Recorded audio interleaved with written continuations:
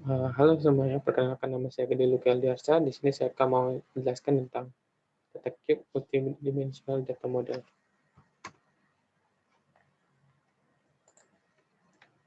Data cube merupakan suatu implementasi dari data warehouse dalam menjelaskan tentang berbagai banyak data sehingga pembaca atau klien dapat mengerti tentang berbagai banyak data yang kita sajikan, sehingga setiap datanya dapat menjadi suatu gambaran bagi klien atau pembaca mengenai tentang konsep awal dalam pembuatan suatu data warehouse. Di sini saya akan menjelaskan pertama, data cube yang dalam pemikiran kita merupakan suatu data yang memiliki bentuk tiga dimensi, eee, tapi sebenarnya dalam kenyataannya data cube memiliki dimensi n-dimensional atau memiliki dimensi n. Agar kita dapat lebih jelas mengerti tentang data cube, pertama saya akan menjelaskan tentang data cube memiliki bentuk 2D, yang kemudian akan kita ubah ke dalam cube data yang 3D. Yang pertama cube data 2D. Cube data 2D digambarkan ke dalam bentuk suatu diagram atau suatu bagan yang di sini menjelaskan tentang yang bisa kita lihat seperti di gambar berikut. Yang pertama adalah time atau quarter. Di sini menjelaskan tentang quarter-quarter waktu yang dari Q1 sampai Q4. Kemudian kita juga menjelaskan tentang item atau barang yang kita jual yang kita sajikan ke dalam 4 segmen. Yang pertama home entertainment, computer, phone, security. Dan di bagian item tersebut terdapat user detail atau banyak data yang terjual. Kemudian dari data 2D tersebut kita akan mengubahnya ke dalam bentuk tiga dimensi yang akan berbentuk cube atau kubik.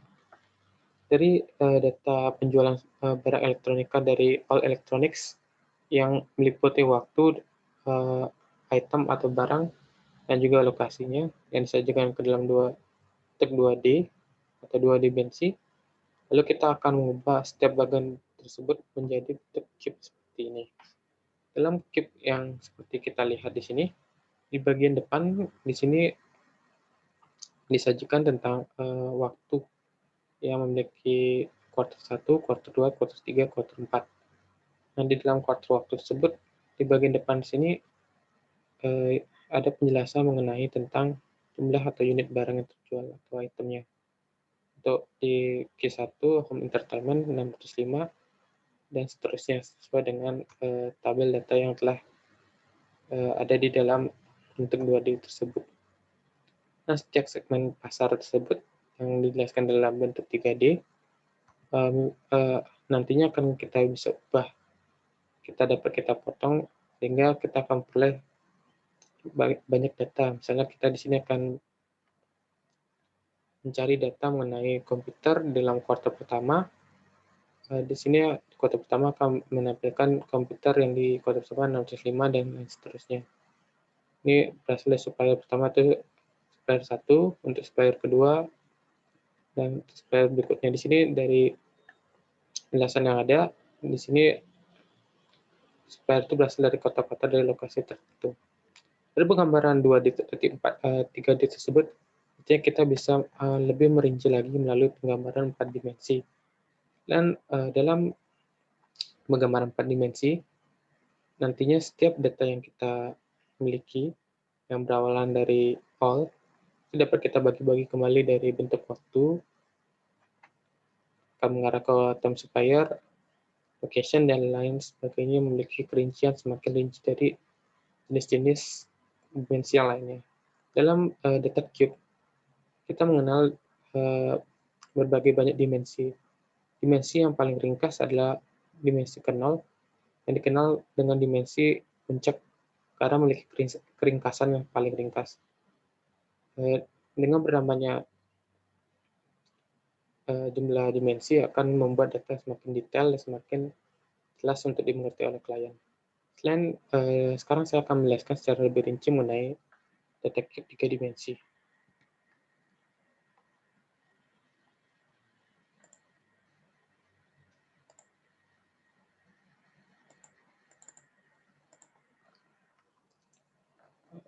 Kita akan mempresentasikan OLAP cube atau data cube yang merupakan bagian dari OLAP. Dalam penggambaran data warehouse dalam operasionalnya, yang meliputi berbagai operasi yang bisa berasal dari segmen pasar, transaksi, dan lain sebagainya, kita memerlukan suatu ilustrasi atau gambaran sehingga data-data tersebut dapat kita ilustrasikan dengan cepat, ringkas, dan mudah dipahami dari abstrak dari banyak data yang memiliki nilai abstrak. Oleh karena kita mengenal dengan nama cube data. Cube data di sini saya mengambil cube data 3 dimensi yang yang tadi telah saya jelaskan. Dalam multidimensional penggambarannya, apabila kita mengambil cube data 3 dimensi, di sini setiap warna ini akan menjelaskan dari setiap segmen pasar atau segmen yang kita ambil. Misalnya kita mengambil contoh, kita akan menggambarkan cube data 3 dimensional yang bagian atas merupakan tempat atau lokasi, bagian bawah adalah waktu atau quarter, dan bagian kanan adalah item-item yang kita ambil. Nah, dari penggambaran 3 dimensi tersebut, kita dapat menjelaskan secara lebih rinci kepada klien. Misalnya kita ingin memfokuskan dari spesifik data yang kita inginkan. Misalnya kita ingin menunjukkan kepada klien jenis atau interpretasi yang kita inginkan. Misalnya kita menginginkan profit satu yang memiliki paling rendah, expansion-nya satu juga, dan penjualannya juga satu. Maka akan digambarkan dalam interpretation yang berwarna merah atau berwarna ungu. Itu menandakan kita ingin melakukan pembelian barang seminimal mungkin, dan untuk penjualan interpretation-nya kita mengambil 44 misalnya, atau profit-nya maksimal, expense-nya maksimal, yang penjualannya juga maksimal.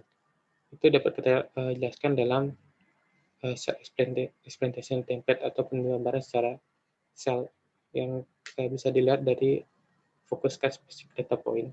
Selain itu, kita juga bisa menjelaskan kepada klien yang bernama scaling atau irisan. Irisan ini hampir mirip dengan yang tadi, bedanya kita di sini akan dari data cube yang besar, kita akan mengiris data cube yang menjadi satu irisan, kemudian kita iris lagi menjadi bagian paling kecil. Dari sini kita bisa memfokuskan dari yang terbesar menjadi yang paling kecil agar klien atau pembaca bisa mengerti tentang konsep data yang kita ingin sajikan. Berikutnya ada pivoting operation. Di sini saya akan menjelaskan cube yang memiliki banyak sisi tersebut walaupun memiliki banyak sisi, apabila kita bolak-balik dan kita ubah rotasi, data tersebut tidak mengalami perubahan, sehingga pembaca atau pendengar atau klien bisa mengerti tentang penjelasan dari data cube yang kita miliki. Jadi apabila kita memiliki cube yang pertama dari sisi sini, di sini akan menjelaskan tentang penjualan quarter barangnya di setiap daerah. Apabila kita melakukan rotasi, data tersebut akan lebih fokus kepada waktu penjualannya, bukan daerahnya lagi.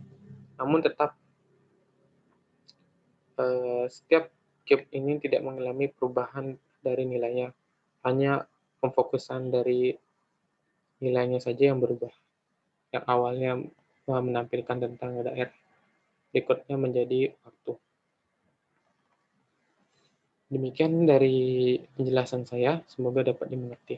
Sekian, terima kasih.